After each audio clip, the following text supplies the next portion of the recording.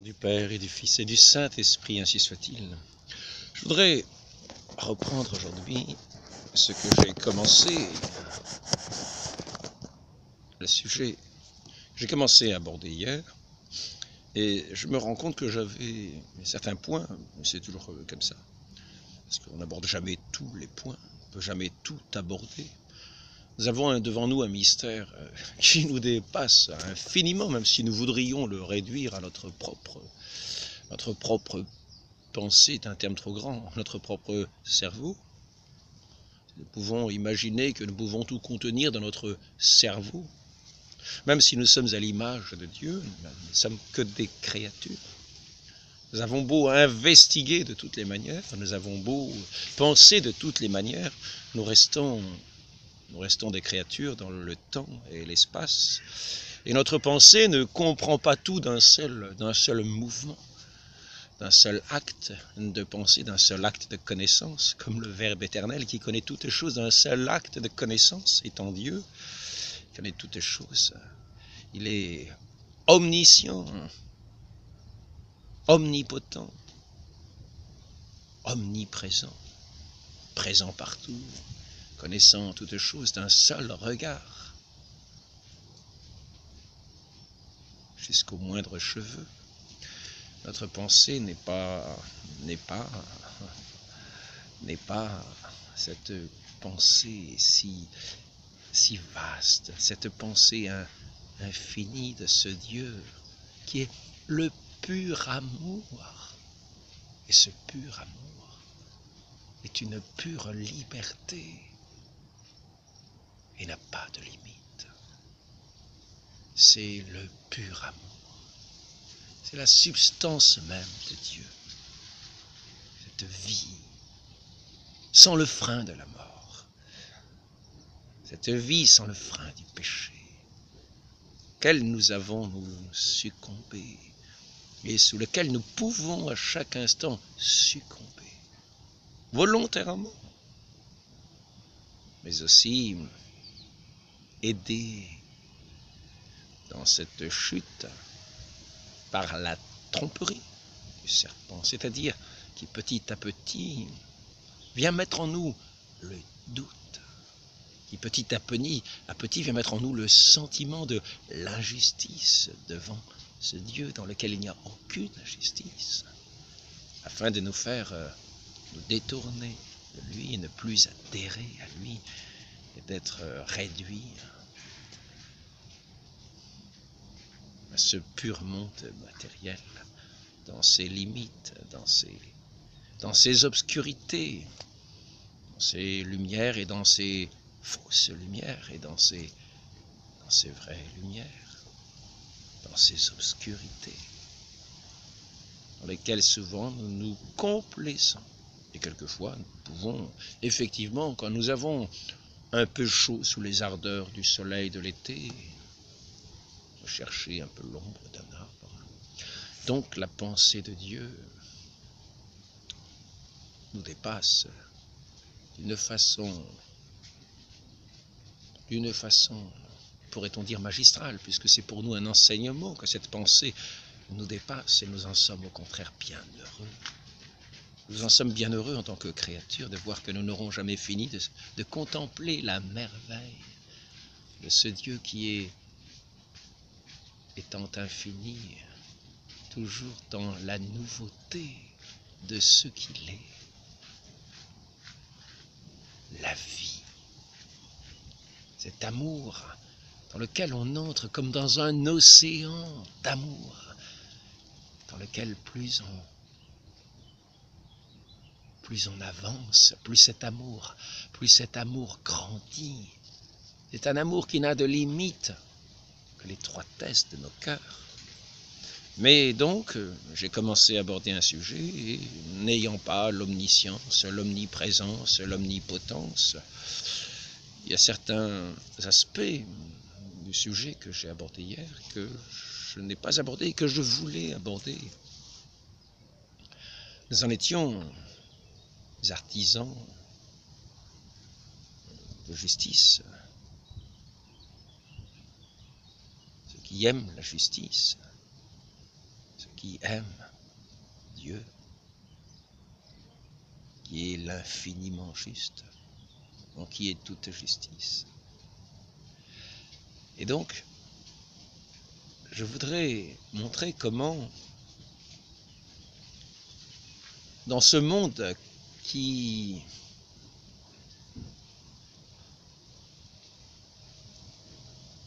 dans ses manœuvres,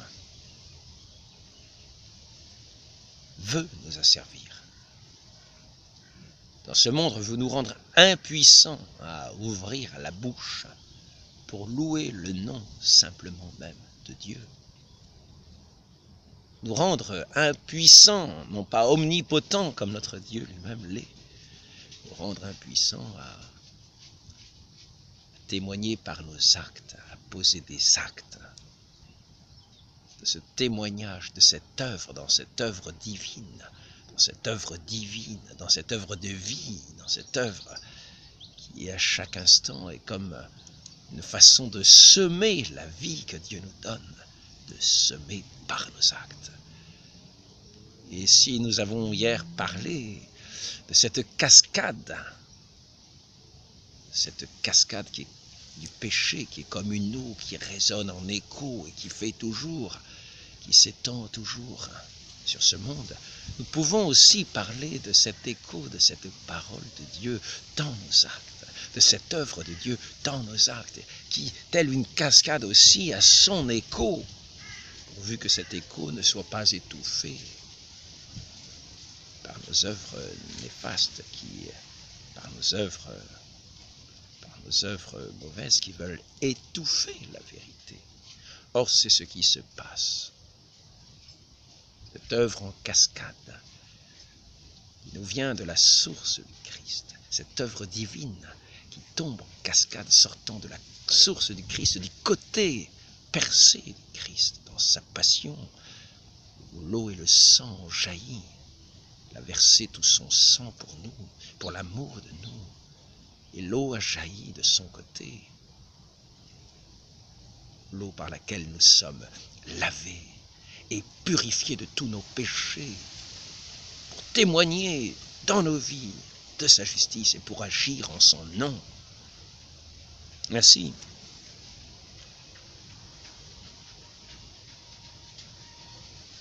et nous disions que cette œuvre, ce rejet de Dieu, qui avait son origine dans ce péché originel, tendait ses conséquences comme une eau en cascade sur des rochers qui descendent, qui nous entraînent et qui répandent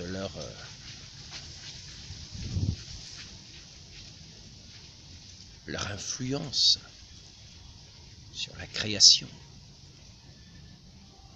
comme une eau empoisonnée qui empoisonnerait toute l'œuvre de la création.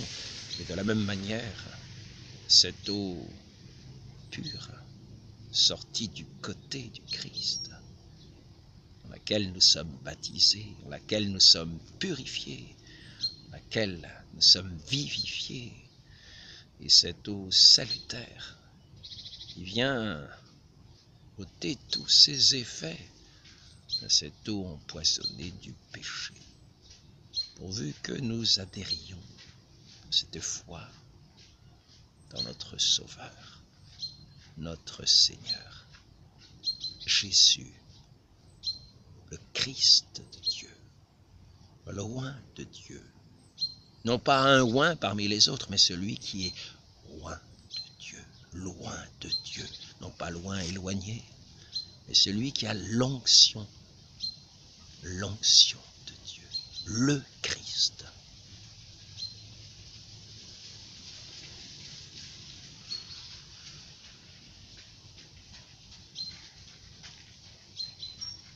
Le Christ, sur lequel l'Esprit Saint a reposé au baptême. Le Christ. Il vient envoyer cet Esprit du Père qui est aussi l'Esprit du Fils, comme il est écrit. Je vous enverrai l'Esprit d'auprès du Père. Et cet Esprit Saint est l'Esprit de sanctification, l'Esprit par lequel nous sommes purifiés du péché, qui vient effacer nos péchés. Voyons sur nous ce sang du Christ, comme sur les linteaux des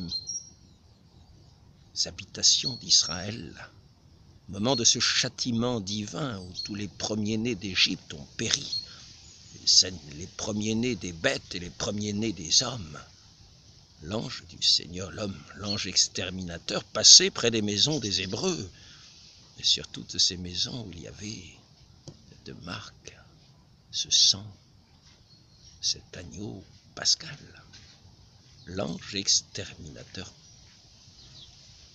passait à côté, sans toucher à ces maisons. Et de même, notre Dieu, notre Père, reconnaissant sur nous, par le baptême, la marque du sang, qui est communiquée par l'eau sainte du baptême sur nous.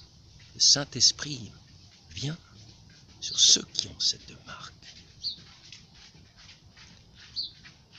et vient régénérer de cette cascade divine, de ce fleuve divin descendu du côté du Christ, vient régénérer nos âmes, vient refaire, de redonner vie à ces corps, à ces âmes, vient redonner vie à ces âmes, car pour le corps, il faudra attendre, comme je l'ai déjà dit, la résurrection générale pour que ces corps qui sont les nôtres soient les corps glorieux.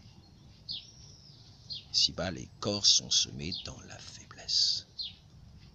Et il faudra attendre la résurrection générale pour être refaits dans nos corps glorieux, qui étant des corps vivants de l'amour pur de Dieu, sans l'obstacle du péché, seront des corps qui se déplaceront avec la liberté des enfants de Dieu, sans obstacle matériel, à la vitesse de la pensée, à la vitesse de l'amour. En attendant, pour en revenir à ce que je disais,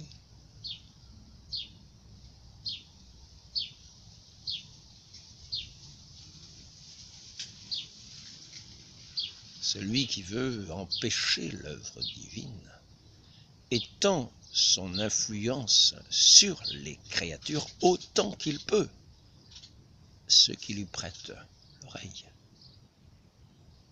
pour ensuite prêter leurs mains, leur langue, leur intelligence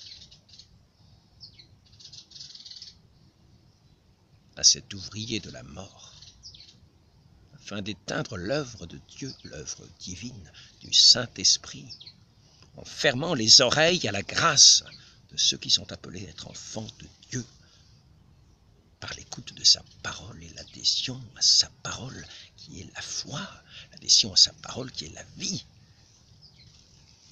Ainsi, celui qui est le mauvais dès l'origine, l'homicide dès l'origine, le menteur dès l'origine, est aussi impitoyable. Car lui, si les enfants de Dieu dans leur corps glorieux n'ont aucune limite, n'ont aucune limite due au péché, que leur liberté est totale, comme celle des enfants de Dieu, dans un corps qui ne connaît plus d'obstacles, ce corps glorieux. C'est tout l'inverse qui se passe avec cet ouvrier d'iniquité, cet ouvrier de mort. Il veut faire peser sur la création un joug si lourd qu'il est incapable du moindre mouvement pour son Dieu. Mort spirituellement comme dans un tombeau, ne bougeant, étant incapable de bouger le moindre petit doigt pour Dieu. tant le joug qu'il fait peser sur cette humanité qui est à son écoute est pesant et lourd. Nous avons une idée de ce joug. Nous avons une idée de ce joug sur ceux qui n'ont pas l'amour de Dieu et qui sont prêts à écouter cette voix de Satan par ses ouvriers, de voix de ce destructeur, de cet annihilateur, de ce nihiliste, de ce destructeur, de cet artisan de mort. Lorsque nous voyons notre Seigneur Jésus-Christ en présence de pharisiens et en présence d'un homme atteint d'une main desséchée. Imaginons cette main qui a une si grande utilité dans nos vies, qui nous permet d'agir de tant de manières. Imaginez cette main desséchée, ne pouvant plus bouger, ne pouvant plus servir. Servir à quoi? Servir à l'œuvre divine. Cette main desséchée était rendue incapable d'agir aux œuvres de Dieu. Or, le Christ, devant cette assemblée de pharisiens, un jour de sabbat,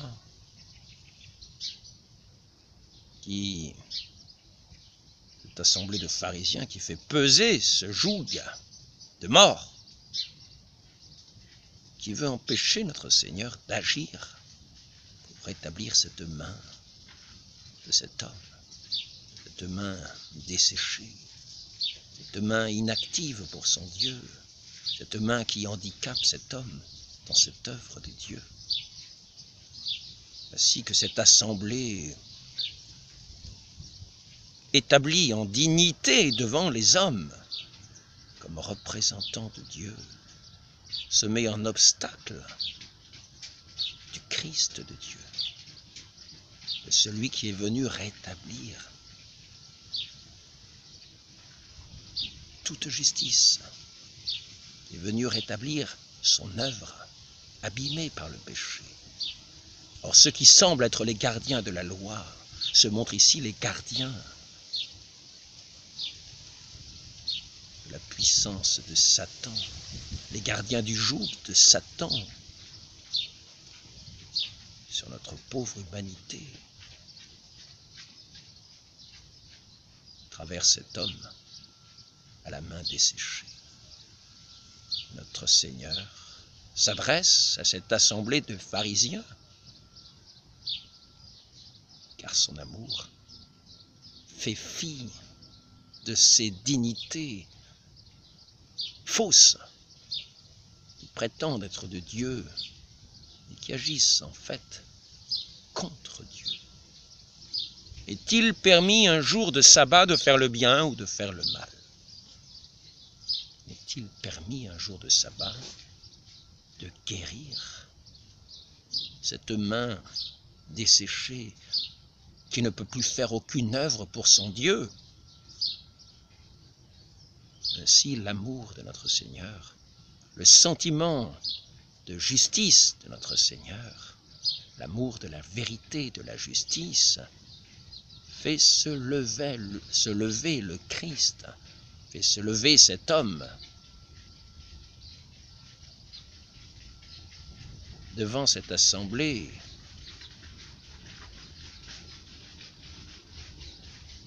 qui, par son autorité,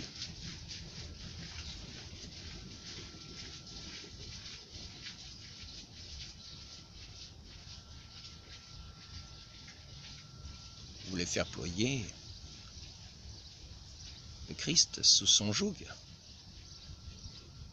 L'amour du Christ le fait parler contre cette pression, contre ce joug de Satan, contre cette manipulation de Satan qu'il établit quasiment en institution,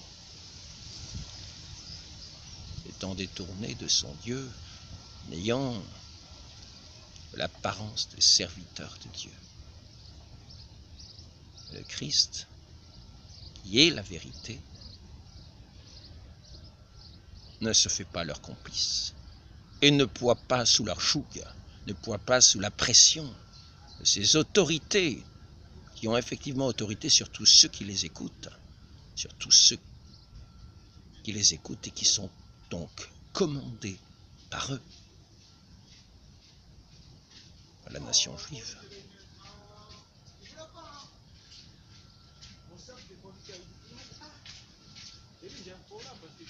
Donc notre Seigneur dit à cet homme, étends ta main devant l'assemblée.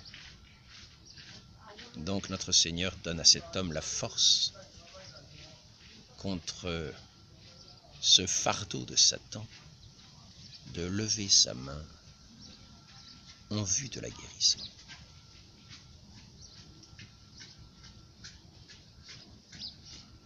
Et cet homme écoute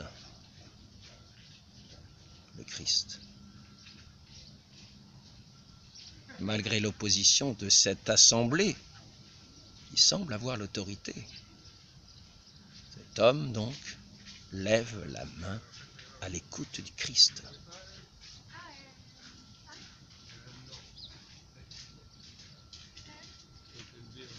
Et c'est ici que notre Seigneur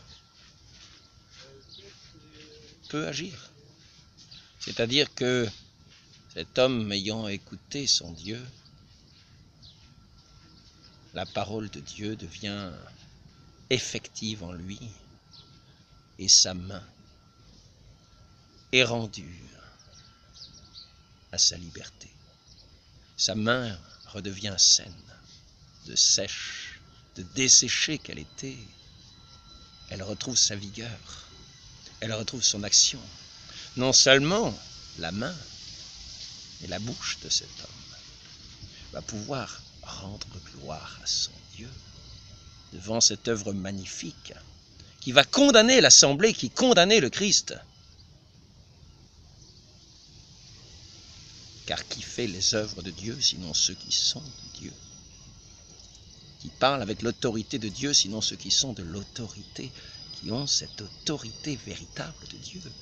D'où tenez-vous cette autorité? Les pharisiens posent cette question à notre Seigneur lorsqu'il a chassé les marchands du temple. Qui vous a donné cette autorité? Ils ne connaissent pas d'où vient notre Seigneur. Ils sont dans cette ignorance. Ils ne reconnaissent pas en lui l'œuvre de Dieu. Ils sont vraiment, pourrait-on dire, aveugles à l'œuvre divine. Car eux-mêmes ploient sous le joug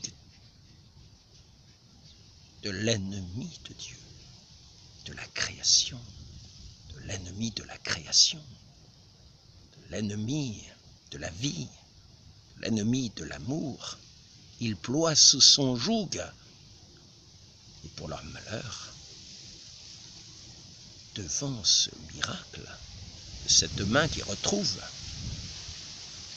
sa vie, ils sont incapables, ployant sous ce joug, enfermés dans leur aveuglement, de voir l'œuvre de Dieu et de prêter l'oreille à la parole du Christ qui les aurait sauvés. Peut-être certains parmi eux se sont posé la question, mais se remettent-ils en question? Mais l'assemblée instituée, l'assemblée constituée en autorité, qui a l'apparence d'être l'assemblée de Dieu, de ces pharisiens, de ces gardiens de la loi, mais surtout de ces gardiens du joug de Satan, cette assemblée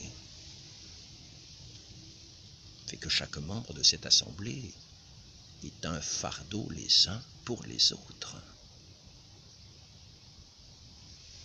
Et celui qui relèverait la tête, qui ploie sous le joug, serait remarqué par les autres et dénoncé par les autres, comme sortant du rang. Et c'est ainsi que le joug de Satan pèse sur ce monde, dans des sociétés écrasées sous le poids du péché, comme une fleur, comme un champ de fleurs, d'herbes vertes, serait écrasé sous le poids de toute une masse de béton. Et ainsi, c'est ainsi que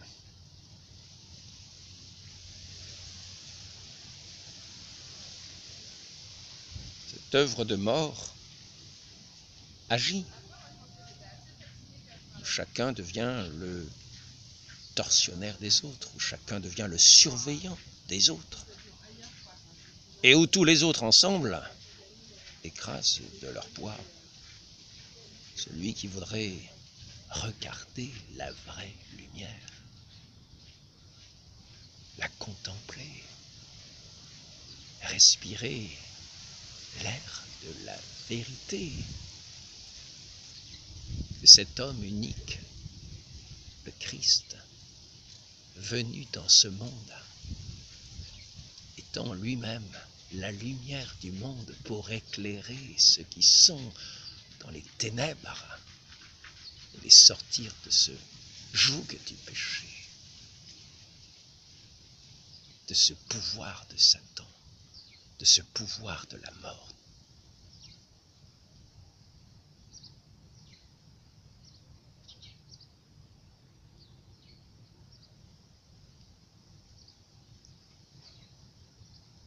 Tout ce monde concerté, assemblé, va porter sa condamnation par ses autorités contre celui qui est la lumière et qui est la lumière de la justice véritable, l'artisan de la justice,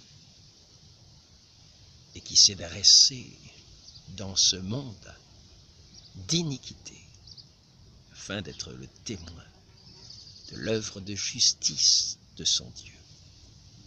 Et comme tous les prophètes, lui-même a été persécuté, lui-même a été anéanti, cloué sur une croix, rendu comme impuissant par ce monde qui veut rendre impuissant toute œuvre de Dieu.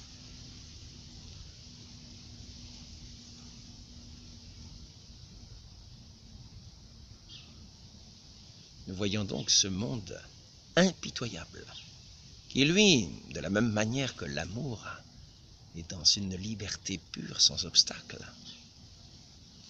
Ce monde de péché, lui, est sans obstacle par rapport à la vérité, sans obstacle par rapport à la justice. Il est impitoyable, au-delà de toute loi, de toute règle, jusqu'à persécuter ce qu'il y a de plus saint, de plus juste, de plus pieux, pour être trouvé dans l'humanité, afin de faire ployer tout à fait le joug, afin de faire ployer tout à fait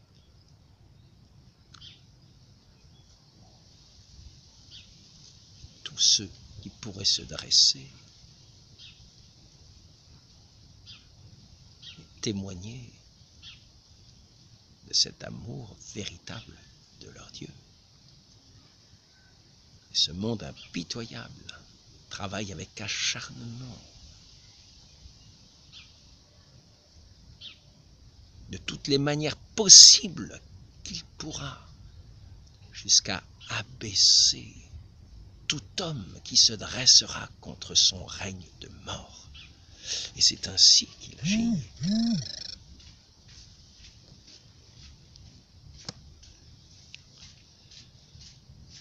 Et c'est ainsi que l'artisan, l'ouvrier de justice, de la justice divine, doit se dresser contre ce monde,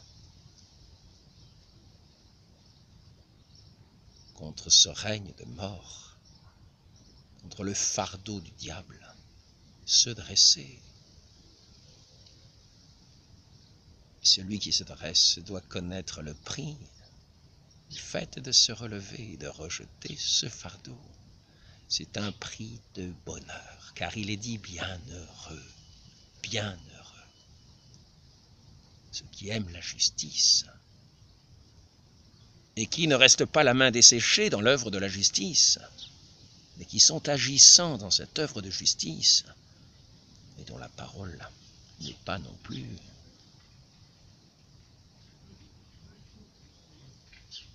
tenue muette, dont la parole est aussi agissante pour parler aux intelligences et aux cœurs et aux oreilles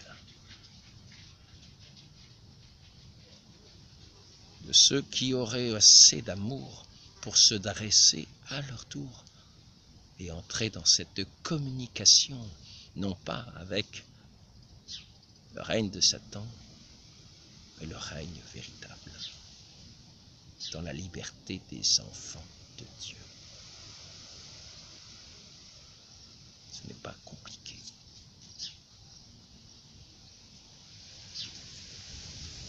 Ne craignez pas ce qui tue les corps. Craignez plutôt ceux qui, avec le corps, peuvent tuer l'âme.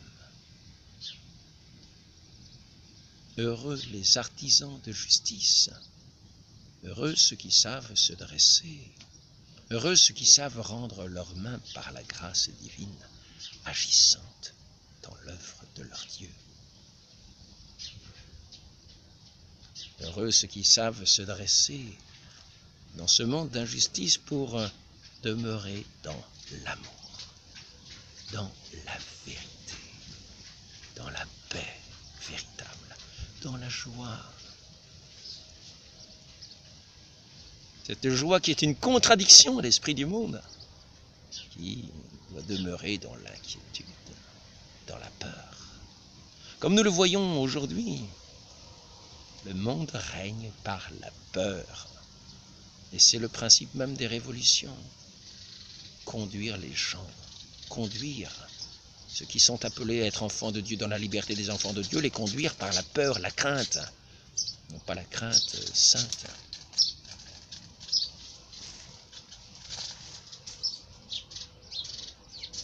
La perte de la confiance en leur Dieu, la peur au cœur, la peur dans l'âme, la peur dans les esprits, afin que Satan puisse proposer sa parole et proposer sa solution de faux miracles, afin d'avancer toujours plus dans le joug pesant, toujours plus dans l'immobilisme, toujours plus dans l'institution du péché. J'ai appris récemment qu'en Suède, il était question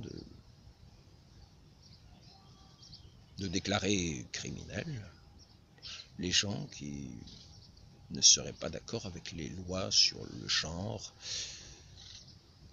comme étant des gens qui empêchent les personnes d'être elles-mêmes, et donc les établir comme criminels. C'est-à-dire que des personnes que Dieu a constituées hommes ou femmes, et qui dans un aveuglement et une folie se mettraient à ne plus considérer qui ils sont, à ne plus savoir même qu'ils sont ni enfants de Dieu, ni hommes, ni femmes, ni ce qu'ils sont, ni de quel pays ils sont, ni quelle racine. Ils ont perdu toute racine, toute comme des plants emportés à tout vent des idées maléfiques. à tout vent des sentiments exacerbés, tout vent passager, changeant comme le vent. Ainsi, ceux qui voudraient rappeler ces simples vérités de Dieu devant ces personnes, pour les amener à vivre selon la vocation que Dieu donne à chacun, seraient appelés en Suède. Il était question de cela, ce n'est pas voté, car en Suède, il paraît, la question ne se pose pas trop, mais seraient appelés à devenir criminels. Ainsi, le joug de Satan se fait de plus en plus pesant. Et c'est ici que l'amour des artisans de justice doit être de plus en plus ardent.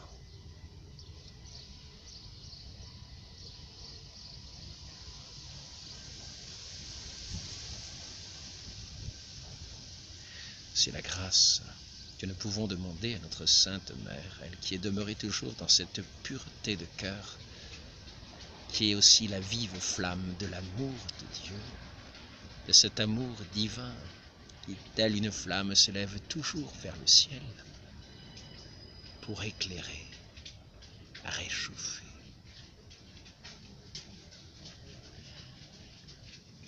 Que notre très Sainte Mère nous donne cette grâce de demeurer comme ces flammes vives, ces artisans de justice, non pas retenus par le joug de Satan, mais agissant dans l'ardeur de l'amour divin.